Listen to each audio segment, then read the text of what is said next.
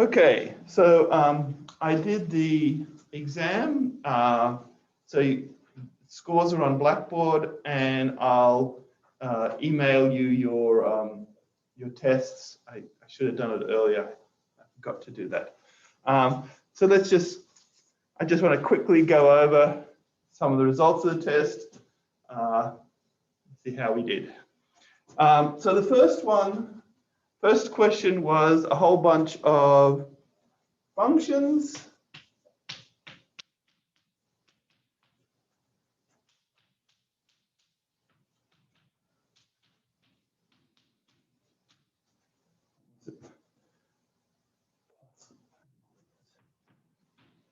And they were like, how would you differentiate them? This was the chain rule. This is the product. And this was the quotient.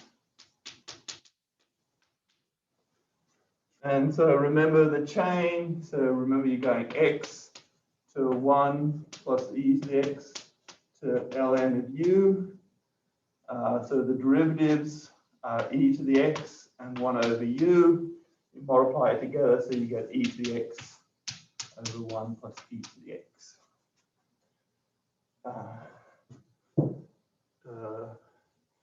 The others were quite well done. The only thing that screwed up some people was when they were doing the top. Remember, it's low d high, so x minus 4 times 1 minus high d low.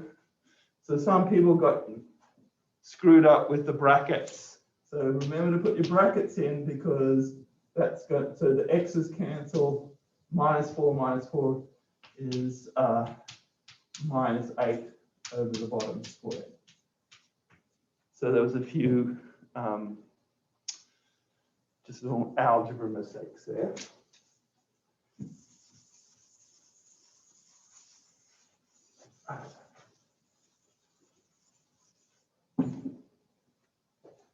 In the second one, see, unfortunately, seemed kind of hard, where I gave x, and I had f prime, g prime. So one of the things you would have noticed about the test was you had to be very careful when you were dealing with a function and its derivative. And it was kind of like, can you tell difference? So here we had 2, 3, 4, 1. 1, 2, 3 minus 4. 4, 1, 2, 3 minus 3, 4, 1, 2. Okay, and so what was fg? Its derivative. Well, at 1, it's going to be, so remember it's going to be a chain rule, so you're going to multiply two derivatives. So the thing is, you've got to find two numbers here to differentiate by. So this would have been f prime of g of 1 times g prime of 1. So this guy was multiplying this one. G of 1 was 4 by this one. So it's, because it's a chain rule, you had to multiply two derivatives by.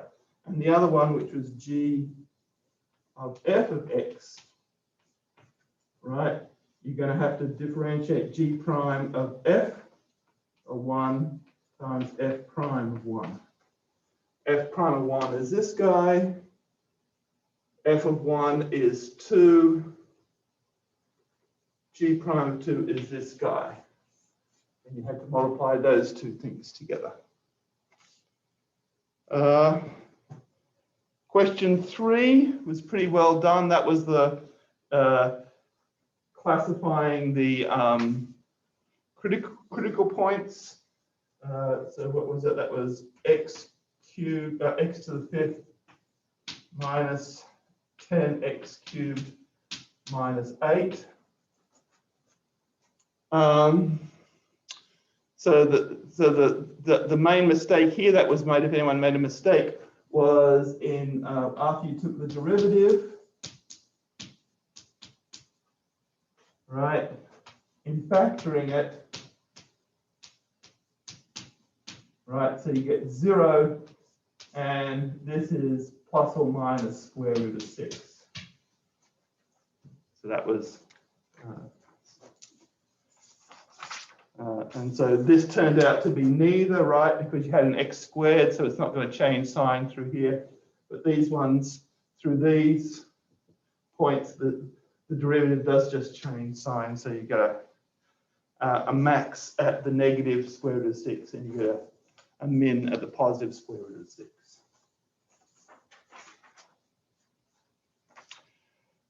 Question 4, I gave a table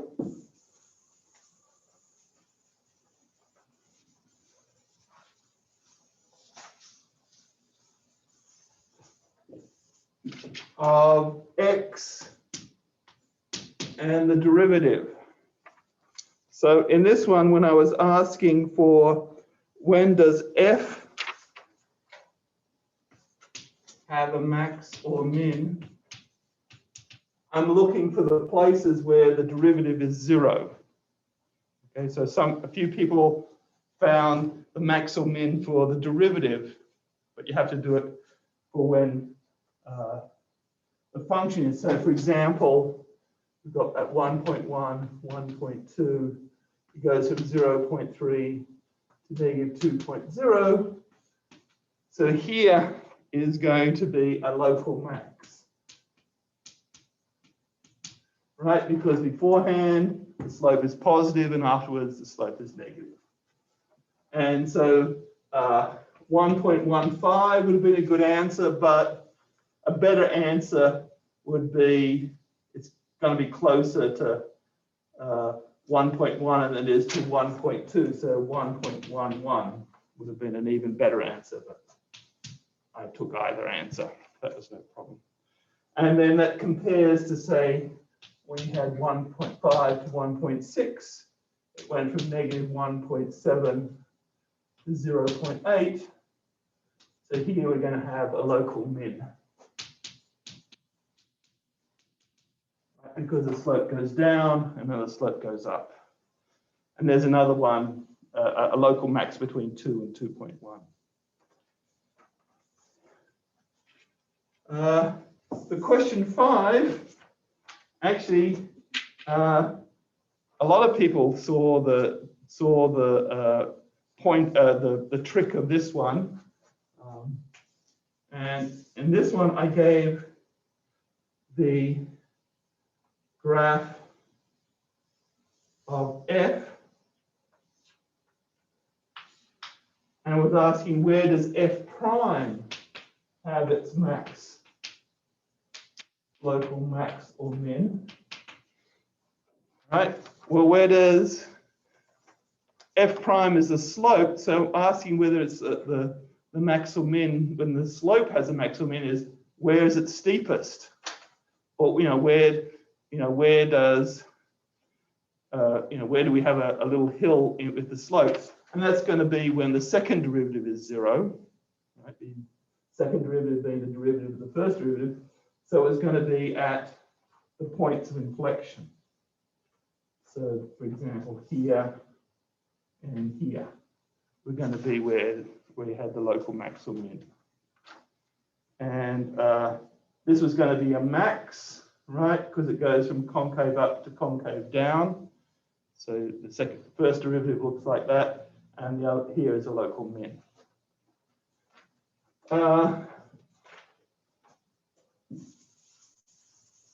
Question 6 was finding an inflection point.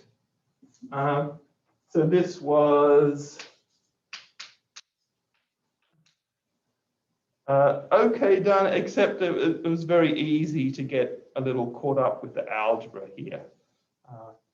Because when you take the derivative, you had to do the product rule, right?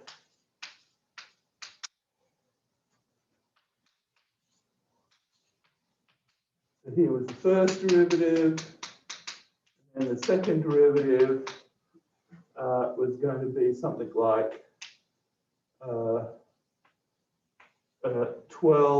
What was this? So when we took the derivative of this, we're going to have 12e to the 3x plus, using the product rule again, down comes another 3.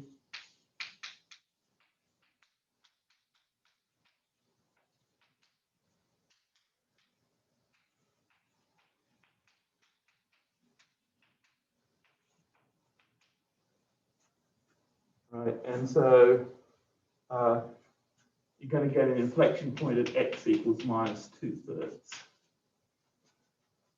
So most people could take the derivative twice. Finding the 0 there was a little bit harder.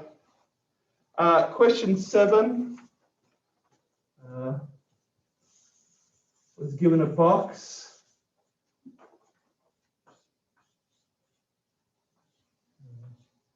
Terrible box.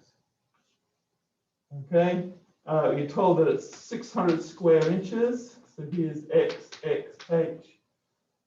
So 600 is going to equal 2x squared, right? Because it's got a top and a bottom, plus 4xh. Because it's got four sides of the box. And then to solve for h, it's going to be 600 minus 2x squared on 4x.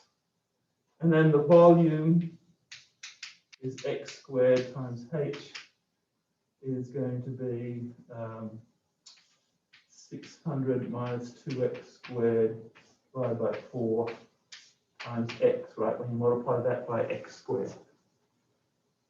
And so that gives you a cubic, which you can then differentiate, and you find out x equals 10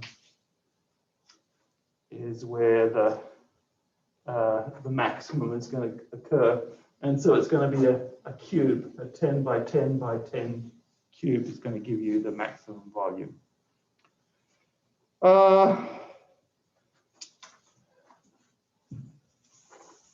Then there was a problem x minus ln of x, right? The derivative is 1 minus 1 on x. So the critical point is x equals 1. And so you just had to check 0.1, 1, and 2. And so you looked at the value of the function. You saw that this was around 2.4. This was 1. This is around 1.3. So here was the global minimum, and here was the global maximum.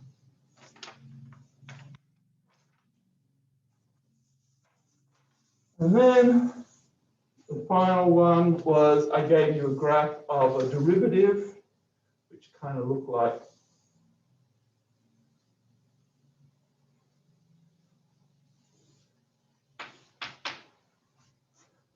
okay.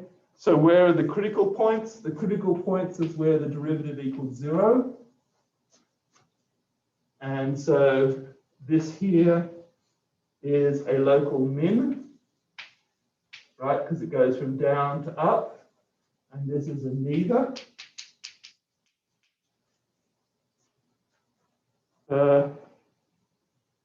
And so an inflection point is going to be when the derivative of the second derivative is 0 and you get a change in concavity.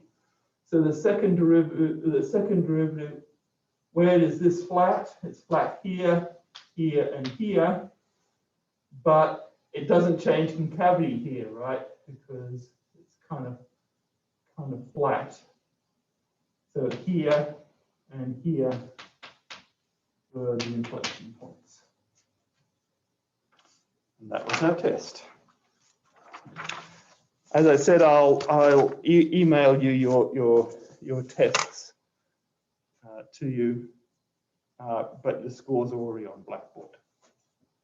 Any questions about any of that? Okay. Right. let's talk about today's topic then.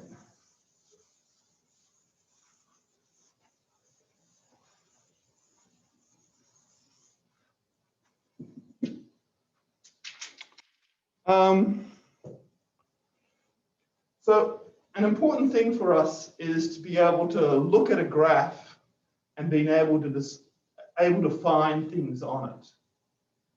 Right. So one of the things that's really, really important is you look at a graph, the quantity is the height of the function, the rate of change is the slope of the function.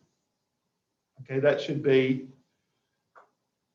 you should know that by heart. You know, that's like a basic thing in this class. So,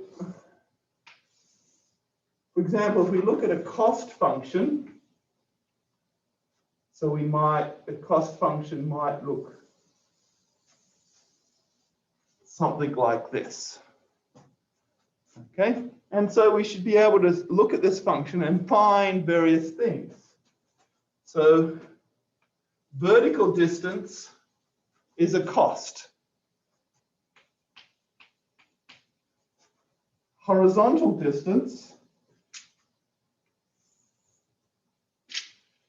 is a number of units. Okay, and they go together because this point here, the vertical distance is the cost of reducing that horizontal distance. That's just how we encode information in the graph, how we kind of interpret it. Okay, so quantities are distances. Slopes. So remember what a slope is. A slope is a vertical distance divided by a horizontal distance. Okay, so that's why it's a rate, right? Because we're dividing it, we get a per in there. So we get a vertical per horizontal, if you like. That's just by looking at it from the point of view of units. Okay, so when we take a point and we look at the slope here, we get marginal cost.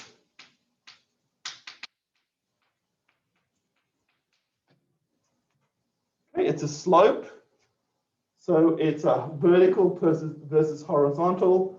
Vertical is cost, which is going to be dollars. Horizontal is units.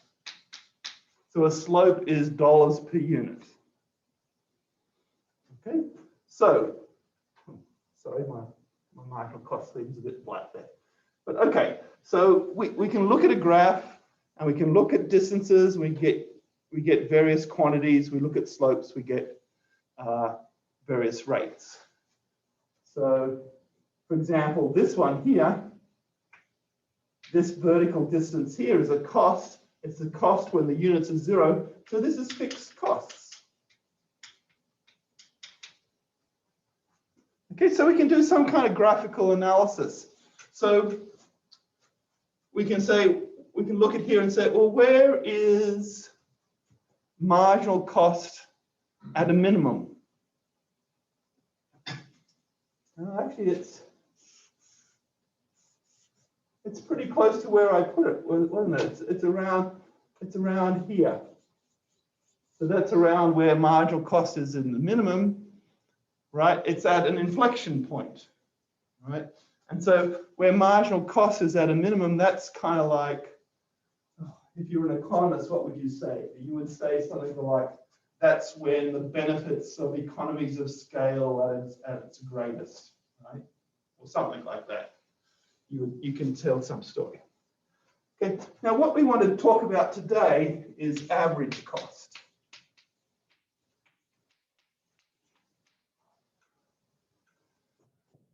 Okay, now average cost, well, again, how do we figure out an average?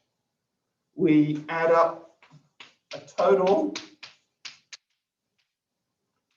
and we divide by the number of units or whatever, you know, like points per game, for example. You add up all your points, you divide by the number of games you played, or that's how you do an average, right?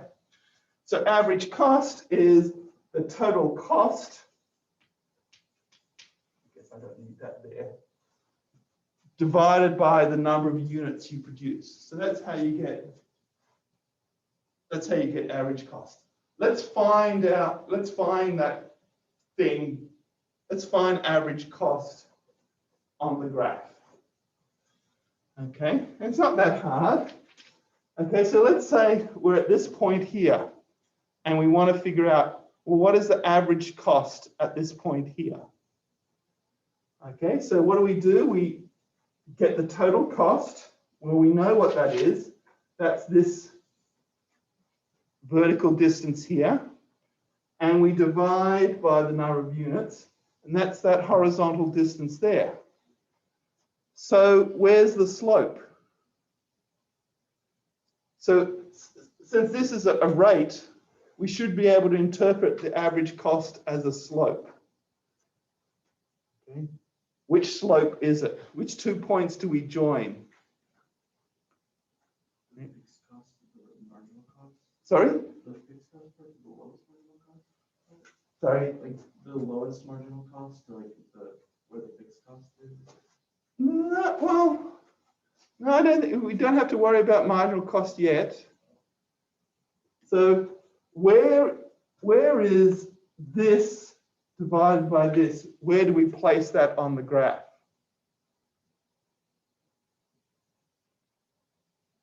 Anyone like to guess? The viewers at home can also weigh in if they want.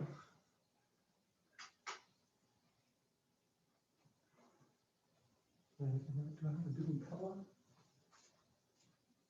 No. Well, a slope. So we want a triangle. Okay. So we know what the legs of the triangle are. They're this and this. So we just take the hypotenuse. I'm going to use the green.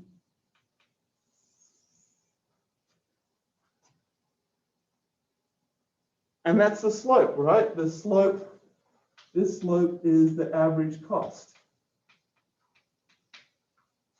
And you think about it, it just goes from the point we're interested in, because this point here is QC. So that's the cost to produce Q units. So the average cost, let's call it capital A, is C divided by Q. And it's this slope here, right? Because this is rise over run there. So at any 2 points, at any point, we've got two slopes. We've got the slope of the function, which gives us the marginal cost. So that's just the cost of producing that extra unit. And we've got the average cost, which is this slope, which is the average of all the units. Okay? So the marginal cost only refers to that extra unit. The average cost is to all the units. Okay. We haven't done anything really, really startling, have we? But all we've done is just found on the graph where things are. Always a useful thing. Okay. So, what can we do with this? We want to do a bit of kind of mathematical analysis now. So, we've figured out that marginal cost is minimized at an inflection point, like here. Where is average cost minimized? Can anyone see on that graph there where average cost would be minimized? Where does the slope of the average be a minimum?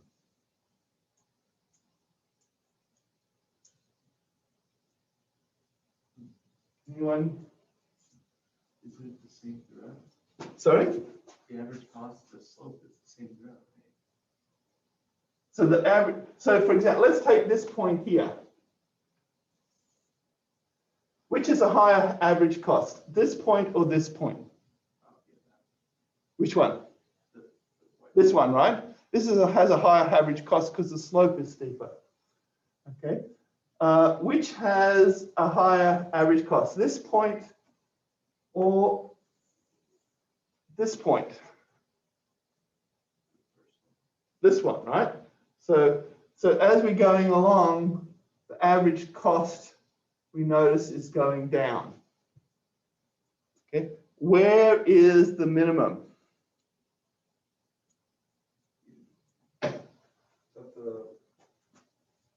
Do you want to come up? It's easier to draw the Maybe right here. yeah. Oh. That was kind of a bad line, but we get the picture. Yeah, you need a, we don't have a ruler, sorry, but yeah, you wanted to go to here, didn't you? You want to go to the origin. Yeah. We can kind of see it. It's kind of like we pretend that we've got like, you know, we've got a piece of string or something. We stick it there at the origin, and we just kind of like a radar thing until we hit the curve. And so, let's see if I can do it better. Oh, it's a bit too far. Okay. To do it straight. It's kind of like that there, right? Because we see that any other point, the slope is going to be higher. Okay. Now, here comes our one insight for the lecture, our one bit of useful information. At that point here, can anyone tell me what the marginal cost is? Is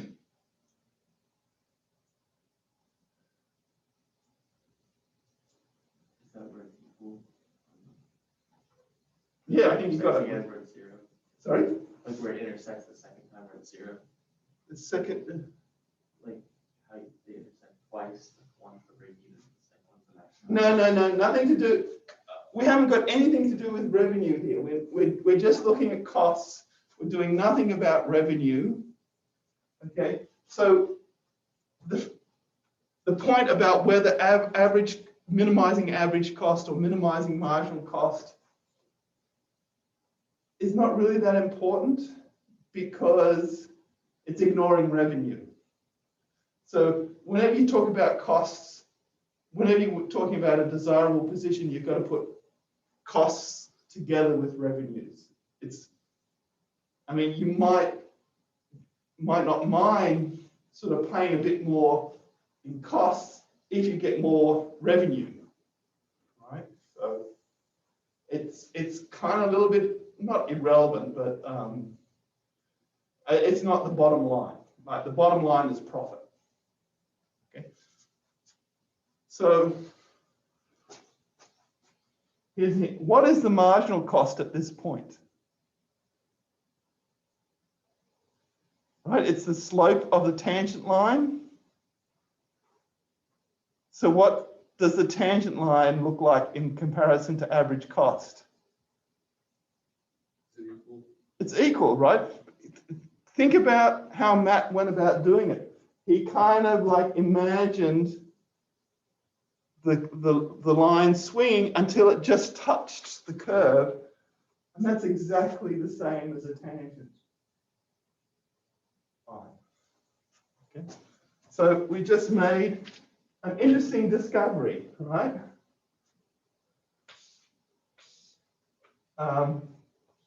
When average cost is minimized, we have average cost equals marginal cost.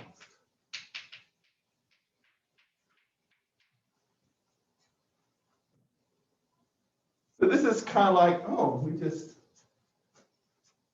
so we proved that graphically. Let's kind of try and prove it algebraically.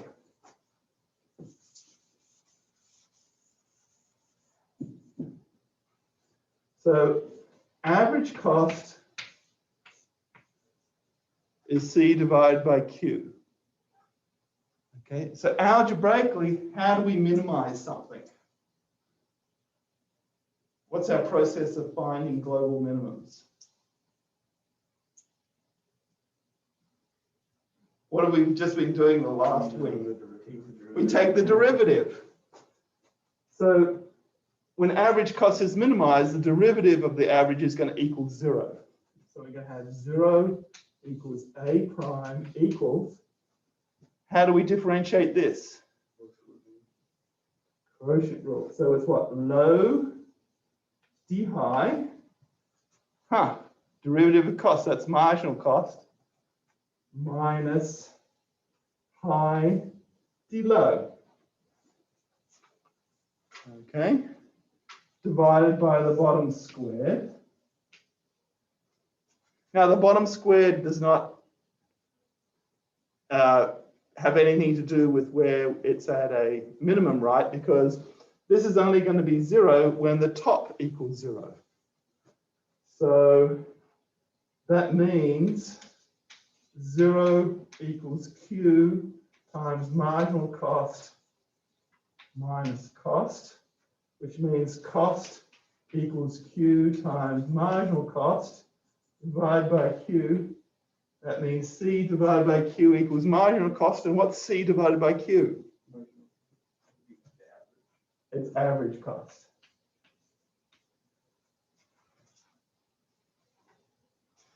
So, it's actually not that terribly useful piece of information, but it's kind of neat. You know, it's just kind of like, it's just like we do an analysis and we found this. It's kind of nice result. Okay, so that the let's see, what kind of questions can I ask about it?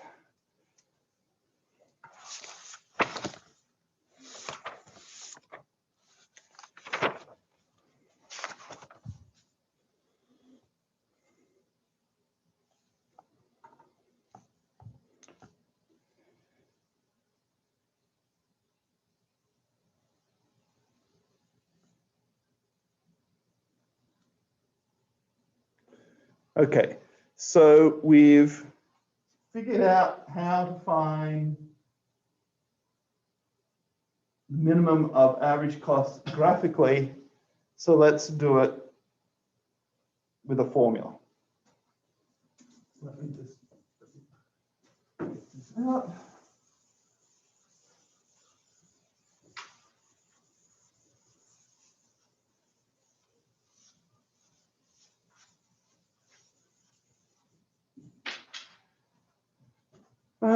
So let's say we have a cost function, let's say equals Q cubed minus 6Q squared plus 15Q. Let's say Q between 0 and 5, and let's say Q is in the thousands of units.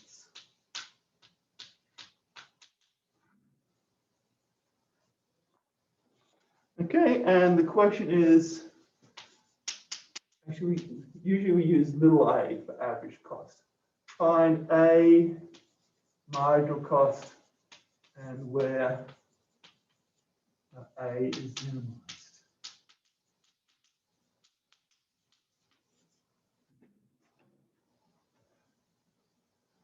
Okay, so finding A is easy, right? We just divide by Q. So we get Q squared minus 6Q plus 15. Finding marginal cost is easy too. We just differentiate.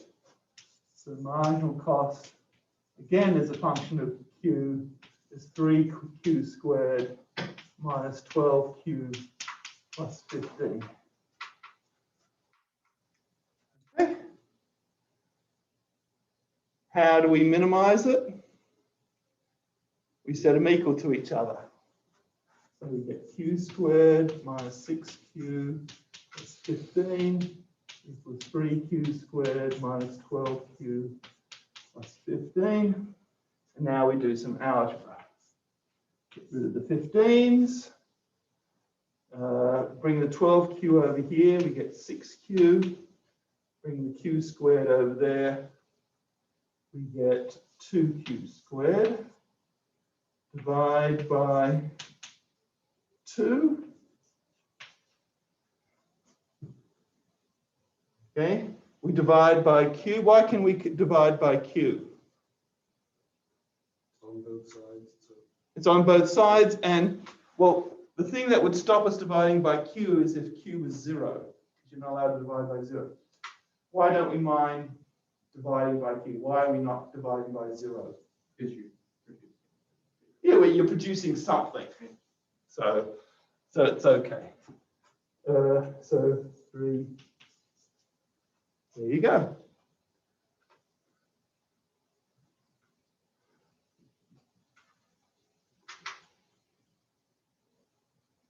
So this is where the average cost is minimized. So we know that, you know, when we do our picture. Oops. We know that happens at 3. That picture, that graphical picture is the same.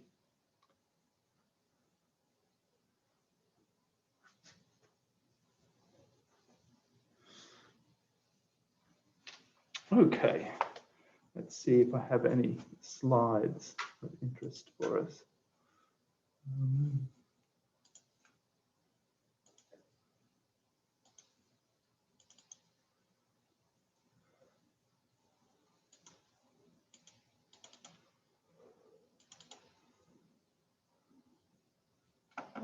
Okay.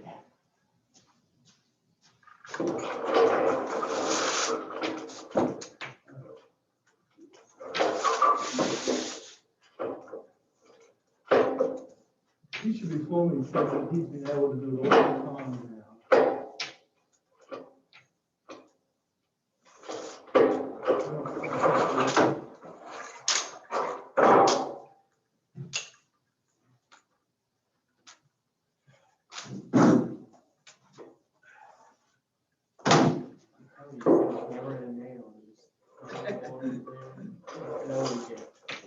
I should bring a hammer from home with you, so.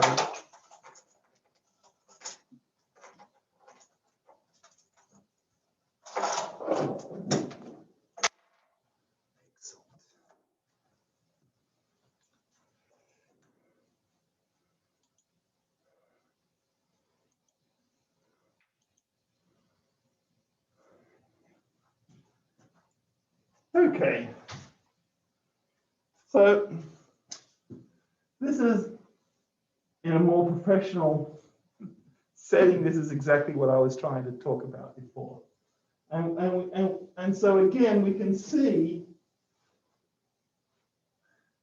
quite nicely that here the average cost goes down as we visit there, and then after this, the average cost goes up.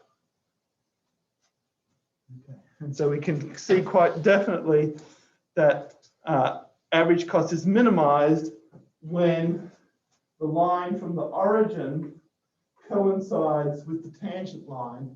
And so that means at that minimum, average cost equals marginal cost.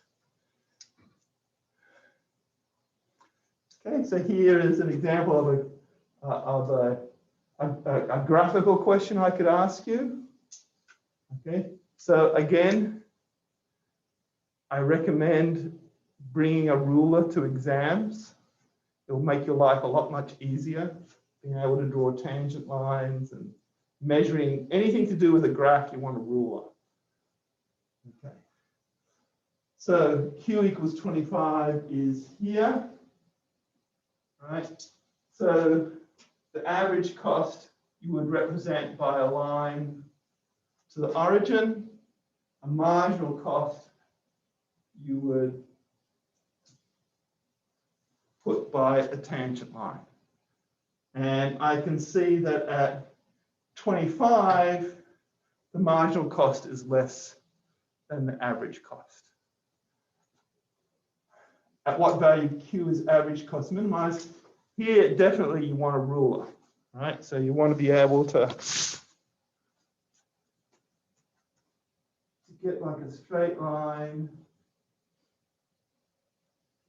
And here, so it looks like around 28 is where the cost is minimized. And so this was the example that we did right here. Okay. So here we've got average cost and we've got marginal cost. And here two parabolas, and we solved it algebraically. We found where they were equal. They were equal at 3. And so we know that this is the best point. And we see also that where it intercepts is the minimum of the average cost. It goes right through the vertex of that average cost curve. And so this thing here is basically the take-home lesson for today. It's a little bit of information that you should store that you're going to need for the test, right? If marginal cost is less than average cost, then increasing production decreases average cost, right? And that makes sense, right? Because what is marginal cost? Marginal cost is the cost of that extra unit. Yeah, so if marginal cost is less than average cost, that means you're adding something that's going to dilute the pool. Okay, so the average cost is going to go down. Whereas if marginal cost is greater than the average cost, that extra unit, right, costs more than what the average is, so it's going to raise the average. And marginal cost equals average cost at critical points of average cost. Okay, so that was a good thing there because I've been always talking about minimizing, but of course, what we proved just that it's going to be the critical point. It's just that the critical point is typically going to be a minimum. Because if you just think about a situation where you're producing stuff, usually average cost goes down because of the economies of scale, and then after a point it goes up. Okay, so we're just going to expect that kind of, we're going to expect the critical point to be a minimum. That makes the most real world sense.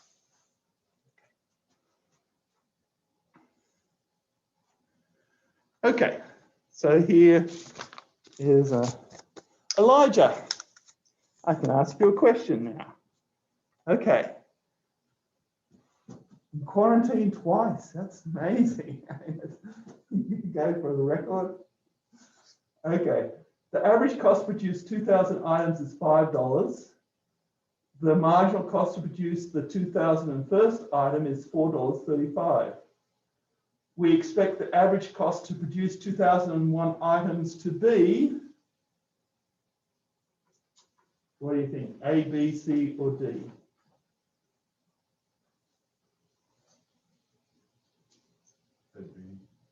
B, yes, of course, right. Less than. It costs $5. We're adding something in the pool which costs $4.35. It's going to bring the cost down. Thank you.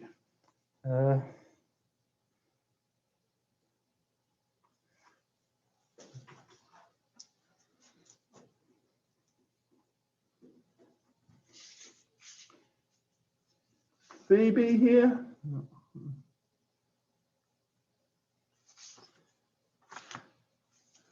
Ellie, this is for you. The marginal cost to produce the 100th item is $3. The fixed costs are $1,000. The average cost to produce 100 items is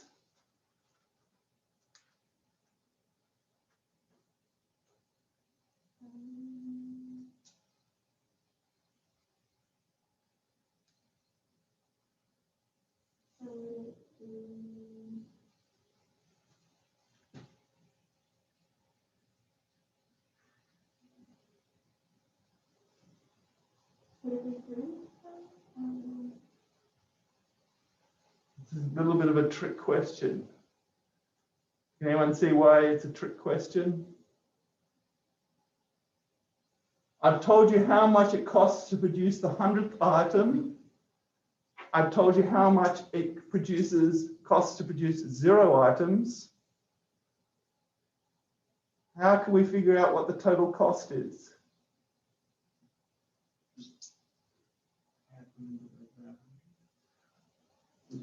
This is just the cost to produce the 100th item. How much did it cost to produce the 99th item? How much did it cost to produce the 98th item, the 97th? We don't know. So the correct answer is E. So that's why it was a little bit of a trick question. So marginal cost is a marginal thing, right? It's only telling you the slope at that point. It doesn't tell you anything about what's happened beforehand. The fixed cost just tells you what is happening. It just tells you the intercept, right? So it doesn't give you enough information to do the whole total cost.